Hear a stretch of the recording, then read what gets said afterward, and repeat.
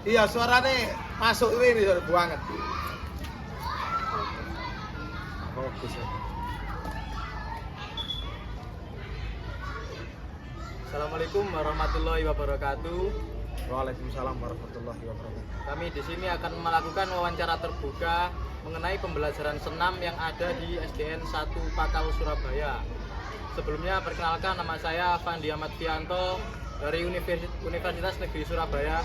Saya Naura Rahmanudin Anissa dari Universitas Negeri Surabaya. Dengan Bapak sendiri, dengan Bapak siapa Pak?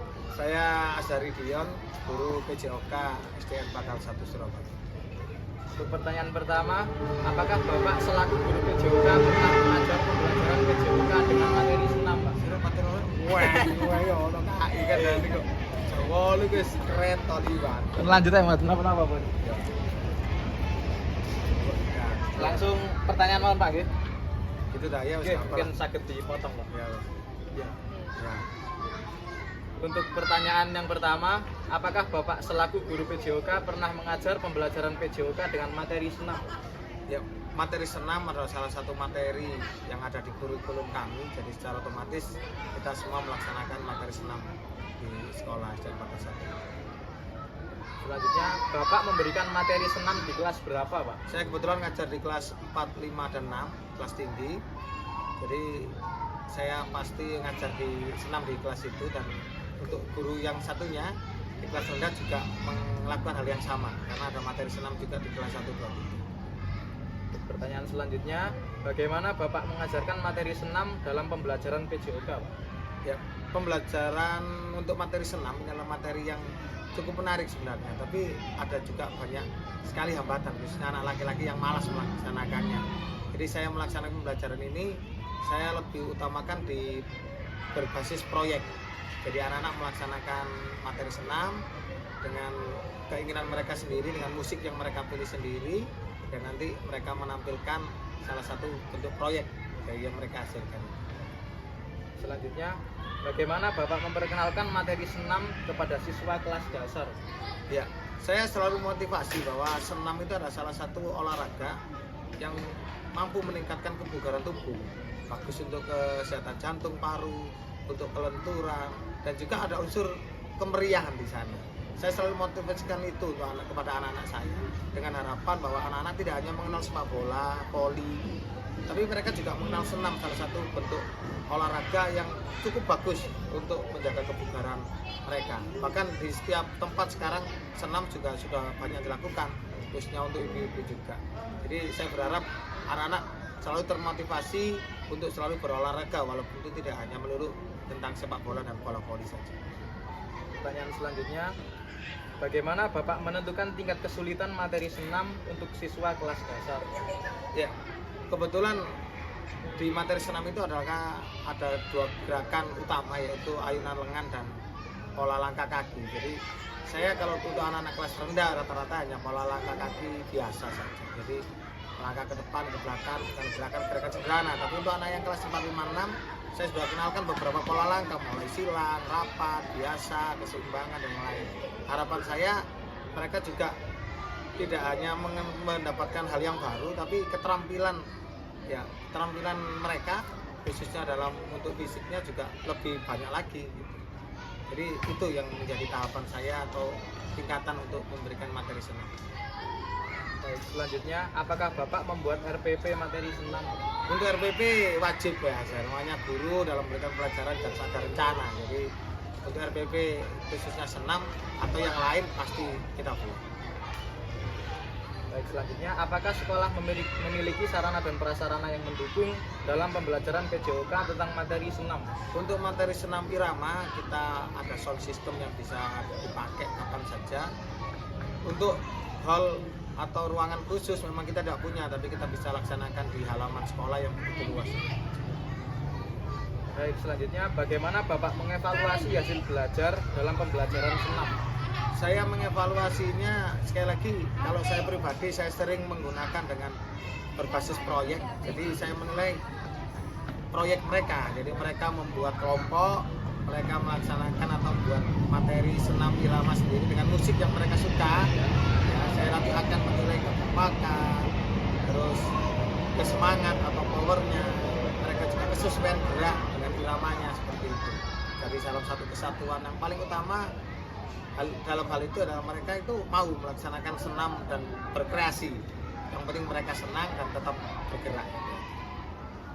Baik, selanjutnya kendala apa yang dihadapi Bapak dalam pembelajaran PJOK materi senam? Ya, kendala yang paling utama itu khususnya anak laki-laki yang menganggap bahwa olahraga senam itu adalah olahraga anak perempuan karena ada joget-joget di sana, gerak-gerak gemulai, gerak-gerak yang penuh dengan keinginan menyesuaikan dengan lagu. Akhirnya mereka sebenarnya suka tapi malu dengan temannya sendiri.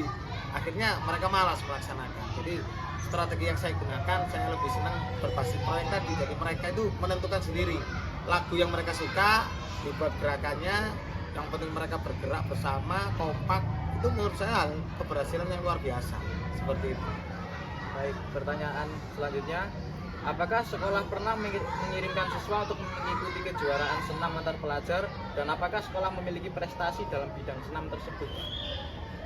Kebetulan memang beberapa tahun terakhir tidak ada ya untuk lomba senam, tapi karena menteri kita baru, ada senam baru, sekolah senam anak saya hebat ini yang wajib dilaksanakan di sekolah.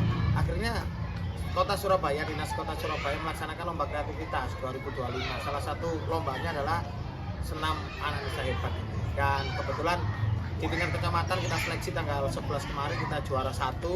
Dan di tingkat wilayah Kota Surabaya kita juara 3. Jadi ya alhamdulillah anak-anak semangat. Kita juga ya cukup bangga dengan hasil yang kita capai. Baik, pertanyaan selanjutnya akan diteruskan dengan teman saya. Baik, bagaimana Bapak bisa memastikan bahwa siswa dapat mengikuti dengan baik dan merasa tertarik dengan program? Untuk senam, memang kalau awal-awal kita laksanakan bersama itu memang banyak sekali khususnya anak laki-laki yang tidak bergerak. Walaupun kita sendiri memberikan contoh di depan. Maka dari itu berdasarkan pengalaman-pengalaman tersebut saya membuat materi ini dalam bentuk proyek. Harapannya mereka sendiri yang menentukan, mereka sendiri yang bergerak, mereka sendiri yang memilih lagu sesuai dengan kesukaannya. Harapan saya bahwa mereka itu semuanya akhirnya punya tanggung jawab, punya semangat untuk membuat senam. Dan ternyata memang strategi ini cukup berhasil. Anak-anak laki-laki yang sebelumnya nggak pernah mau senam, akhirnya karena memang itu tugas bersama-sama bergabung dengan anak perempuan, akhirnya mau tidak mau mereka juga ikut bergerak, memberikan sumbangsi tentang gerakan-gerakan yang harus dilakukan dengan lagu yang mereka pilih. Jadi itu yang strategi yang memang saya lakukan untuk mengatasi hal-hal yang memang saat ini selama ini menghambat lah untuk khususnya materi senam. Iya, yang penting saya memberikan dasar-dasar tentang pola langkah, bentuk ayunan yang bisa dilakukan. Tapi tidak menutup kemungkinan mereka berkreasi sendiri ya, dengan keinginan mereka lah. Dan kita cukup apresiasi mereka lah. Yang penting mereka berani, mau bergerak.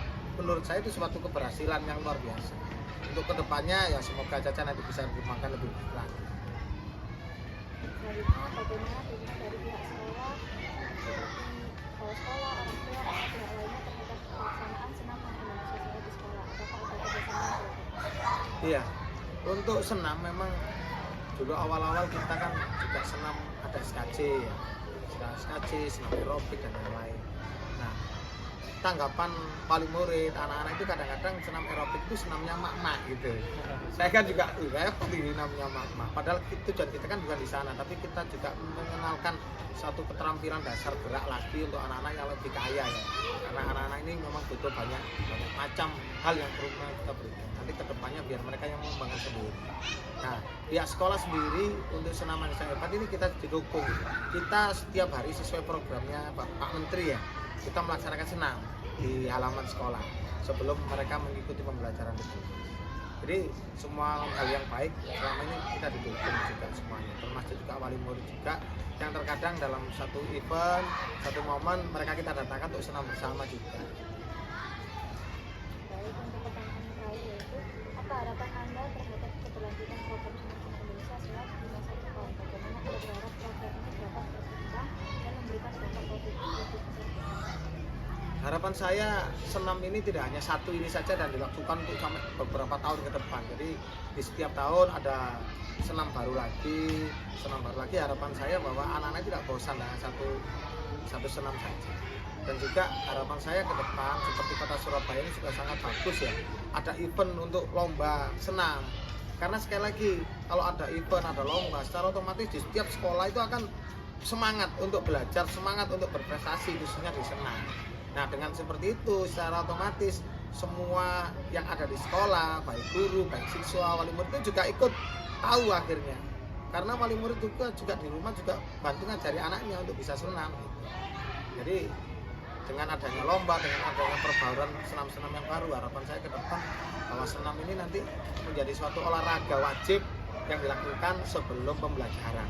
Dan hal itu cukup menyenangkan menurut saya. Baik, sekian wawancara terbuka kami dengan guru PJOK SDN 1 Pakal Surabaya. Kurang lebihnya mohon maaf. Assalamualaikum warahmatullahi wabarakatuh. Waalaikumsalam warahmatullahi wabarakatuh. Kata mohon dulu, kata Pak Rin yang meneng.